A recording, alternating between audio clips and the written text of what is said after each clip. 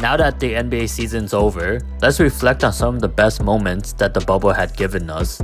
And what better thing to talk about than the nicknames that were created during the bubble. So here are the top 5 NBA nicknames from the NBA bubble. At 5, we got Championship Chuck. On TNT, Charles Barkley, otherwise known as Chuck, discussed Paul George's struggles in the playoffs and how absurd his nickname is. You can't be calling yourself playoff P and lose all the time.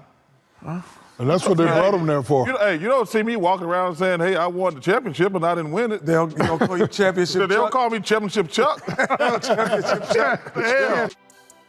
And just like that, Championship Chuck was born. Charles has always been able to make fun of himself. And this nickname that he gave himself certainly showed that he's the type of person to joke around and not take things too seriously. And this is why we love Chuck.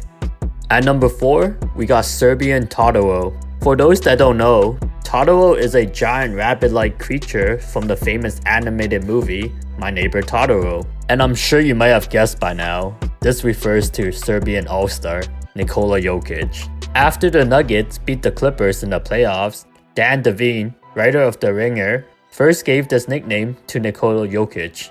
And this nickname became quite popular, especially on Reddit, where NBA fans started calling Jokic by Serbian Todo.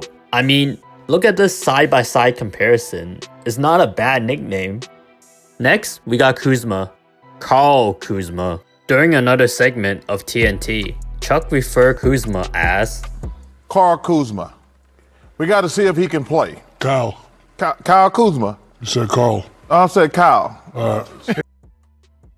During a mix-up in what he was saying, Charles Barkley accidentally created a new nickname for Kyle Kuzma. Fans on the internet started referring Kyle Kuzma to Karl due to his underperforming play within the bubble. It actually became such a fitting nickname, similar to how Skip Bayless calls Paul George Paul when he underperforms.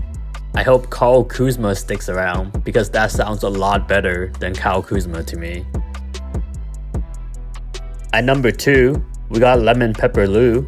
At the beginning of the NBA bubble, Lou Williams snuck out to go to a club.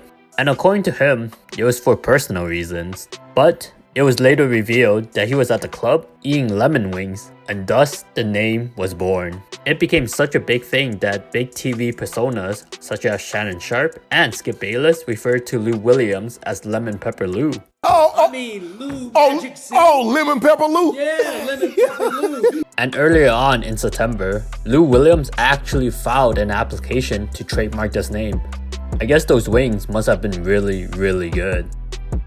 And at number 1, we got who else but Paul George. Paul George has so many nicknames in the NBA bubble that I probably could have made a top 5 nickname video just for him.